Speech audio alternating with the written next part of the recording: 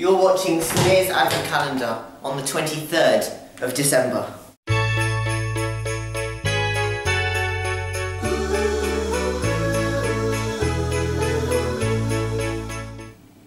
Thank you once again. It's been 150 years. What am I talking about?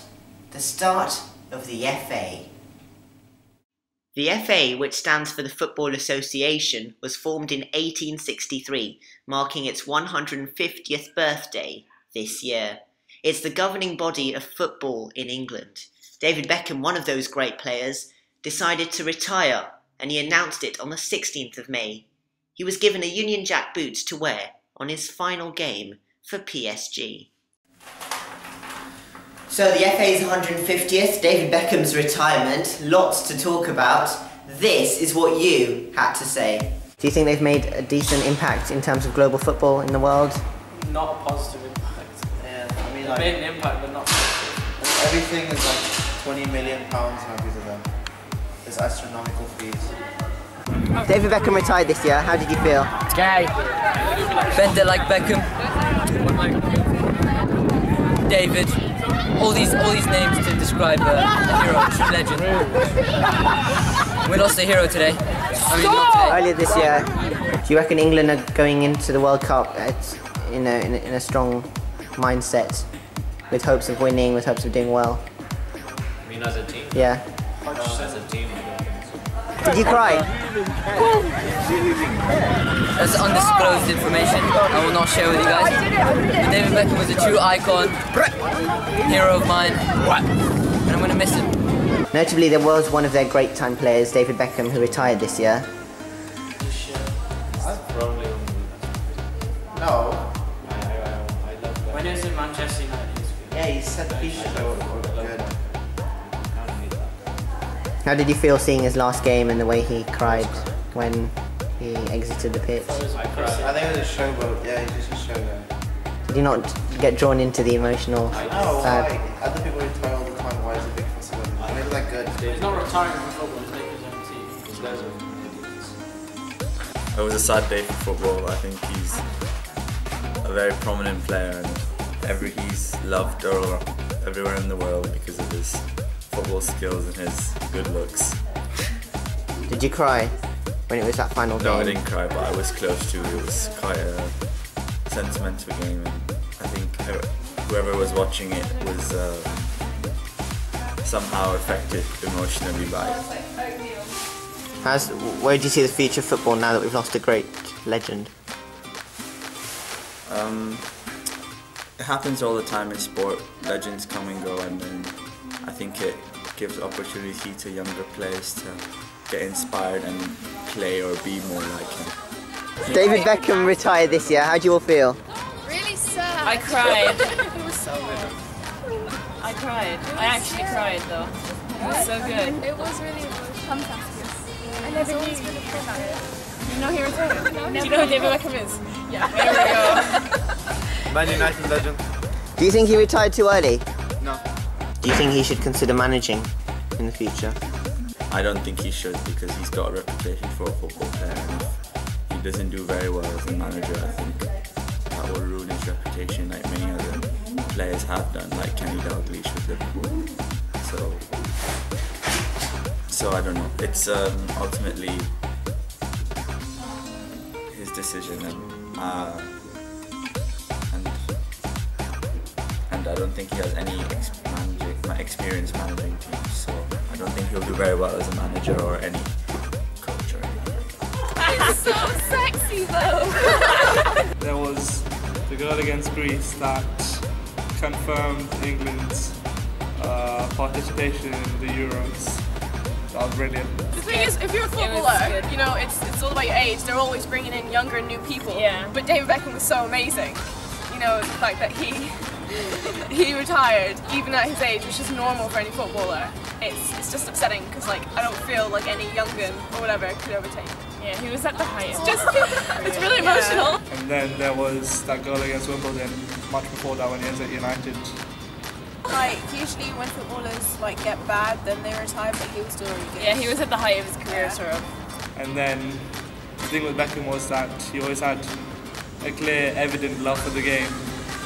even in his last game at PSG, you could see him just breaking down the middle of the pitch when he was getting subbed off. But he did get the standing ovation he deserved. So that was really good. Pretty emotional for all the fans as well. I wish I could return bending like Beckham a bit too much. What do you think he should do in the future now? Should he go into managing or? He should visit Dubai a lot.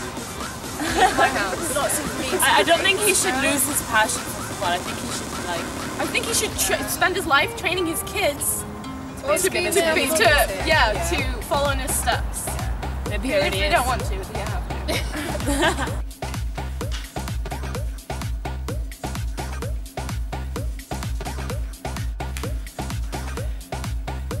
Looking through some of your tweets now, Amar says, Samir Ali, I want to hear your version of Jingle Bells, please. Stick it in the next video. #Advent 2013. Now, if you're watching yesterday's, we were talking about the theme song and the fact that we've got Shakin' Stevens at the beginning. It wasn't originally like this. Me and Via had toyed with the concept of having our own Jingle Bells version.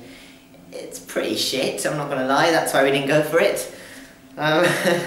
Do you really want to hear it? Okay. This will lose half our viewership. Okay, whatever, sod it. YOLO. This is what we were going to go for originally. There's two parts of it. There's the Jingle Bells aspect and then a bit of our own little made-up sort of musical interlude thing at the end. You can guess which half was done by Via, the professional pianist, and which half I decided to have a go with. I can't really say enjoy, but here it is.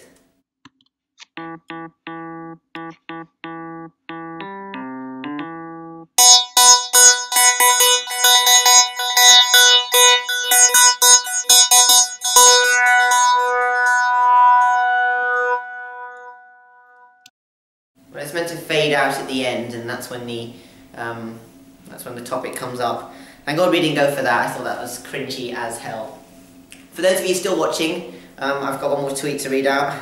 We actually halved our viewership, probably more than that. Never mind, we didn't go for it, it's alright. This is from Sean McDonough. He says, Samir Ali, you are a serpent of the underworld. But I'm going to miss the #Advent 2013. Let's end on a bang. #end on banging all the haters' mums.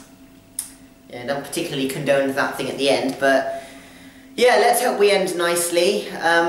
In fact, we've got tomorrow's finale. Hope you'd all tune in for that. In fact, if you want to send any more tweets, make sure you send them in quickly so we film and we've got them ready. That's, same as ever, a #Advent 2013 at Samir Ali. One more thing, we've been, predominance, I forgot to do that bit, sorry.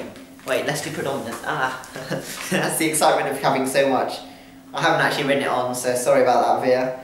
FA 150 and Beckham retires. So what should we go for? Where would that be? I haven't really thought about this, that's an interesting one. Because it's football, it would be niche. Because it's FA 150, no one really gives a shit about that. No one really knows about that. I bet you people in the FA, I bet you half of Team England didn't actually know about it.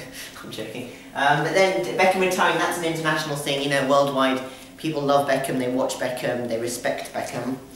Let's go very predominant. Just bang it in there for now. Don't really know. So yes, that's not made it to extremely predominant. If you do cast your eyes on extremely predominant, I don't know how clearly you can see them. We've got Nelson Mandela's death, US government shutdown, and the Pope resigned. They're all joint at the top based on this system as extremely predominant. We want to ask you which one should be overall #1. Which one should be the event that defined 2013? If you've already told me, that's fine. If you haven't and you want to get involved, please, vote in whatever way possible. Comment, tweet, inbox, whatever. Just get your viewpoint across. And tomorrow, in the finale, we will release and discover what the winner was. What did you think has summed up this year out of those 3 events? How would you define it? Has it been the year the Pope died? No, he didn't. Has it been the year the Pope resigned, the year Nelson Mandela died, or the year the US government shut down? We shall see you for the finale tomorrow.